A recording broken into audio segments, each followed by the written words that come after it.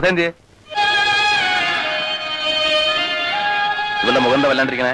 അവള് കരച്ചില് തന്നെയാ. കുടുംബത്ത് കലഹം ഉണ്ടാക്കിയിട്ട് ഈ കല്യാണം നടത്തണ്ടെന്നാ പറയണേ. ഒറ്റ വീക്കിയാൻ വെക്കും. കുടുംബത്തെ കാര്യമൊന്നും നീ നോക്കണ്ട. നീ നിന്റെ കുടുംബം ഉണ്ടാവുമ്പോ നോക്കിയാ മതി. വല്യേട്ടനെ എല്ലാരും ഒറ്റപ്പെടുത്തും. വല്യേട്ടനെ എല്ലാവർക്കും ഒറ്റപ്പെടുത്താം. പക്ഷെ വല്യേട്ടൻ ഒറ്റപ്പെടാൻ വയ്യല്ലോ. അതല്ലേ വല്യേട്ടന്റെ കുരുക്ക്. എല്ലാം ഉണ്ട്. പക്ഷെ 50 പവനില്ല. എന്ന് വെച്ച് കല്യാണം നടക്കാണ്ടിരിക്കാൻ പോണില്ല. നിനക്ക് അത്യാവശ്യമുള്ള പൊന്നുണ്ട്. ബാക്കി പൊന്നിന്റെ സമാധാനം ഏട്ടൻ ചെയ്തു. ഇതാ പോരെ. ആ ഇനി പ്രതിക്കൂട്ടി കയറാം. വിസ്തരിക്കാം. വക്കീലിനോ ജഡ്ജിക്കോ ആർക്ക് വേണം വിസ്തരിക്കാം. ഏട്ടൻ എന്താ പരിഹസിക്കാണോ? ഞങ്ങളോട് ആലോചിക്കാതെ ഏട്ടൻ ചെയ്യണമെന്നും ചെയ്യല്ല.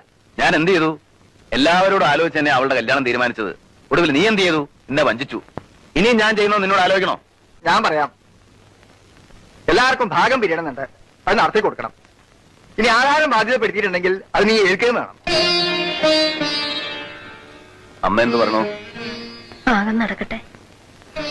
എല്ലാരും തല്ലി പിരിയണേലും നല്ലത് അതന്നെയാ. നടക്കട്ടെ.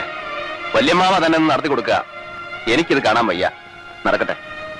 പിന്നെ നിങ്ങൾ ആരെയും ഞാൻ ബാധ്യതപ്പെടുത്തിയിട്ടില്ല. ഈ സ്വത്തിൽ എനിക്കും എന്റെ മക്കൾക്കുള്ള അവകാശം സുധയെ കെട്ടാൻ പോകുന്ന രാധാകൃഷ്ണൻ എഴുതി കൊടുത്തു. അല്ലാതെ നിങ്ങളാരെയും ഞാൻ വഞ്ചിച്ചിട്ടില്ല.